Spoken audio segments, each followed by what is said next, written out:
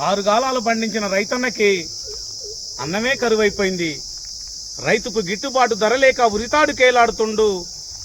రాష్ట్ర ప్రభుత్వాలు, కేంద్రం కూడా రైతుల్ని పట్టించుకునే పరిస్థితి లేకుండా రైతన్న విలవిలలాడిపోతుండు. రైతుకు గిట్టుబాటు ధర కల్పించాలని రైతన్న ఆవేదన, ఆందోళన చెందుతూ ఇది ఒక రైతు పాట.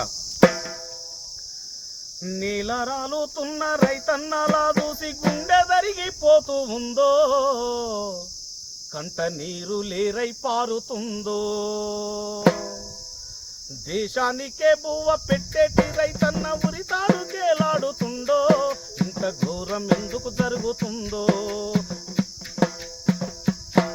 ఓ ఏలేటి పాలకులారా మీరెందుకు స్పందిస్తలేరు?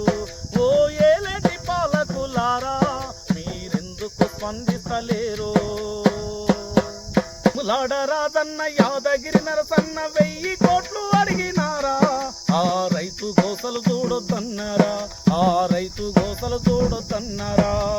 ఎములాడరాజన్న యాదగిరి నరసన్న 1000 కోట్లు అడిగినారా? ఆ రైతు గోసలు చూడొద్దన్నారా? ఆ రైతు గోసలు చూడొద్దన్నారా? ఎన్నో హామీలిచ్చిన మోడీ గారు మీరెందుకు స్పందిస్తలేరు?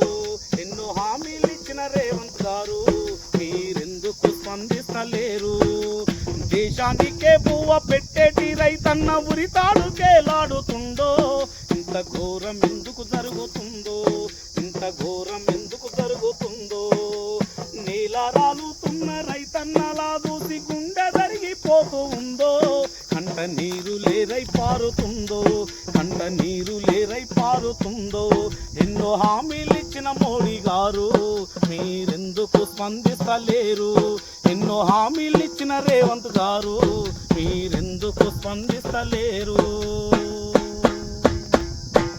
ఈ నల్లని నేలలో తెల్లని అన్నం పండించే రైతే కరువైపోయిండు ఇవాళ మన దేశంలో.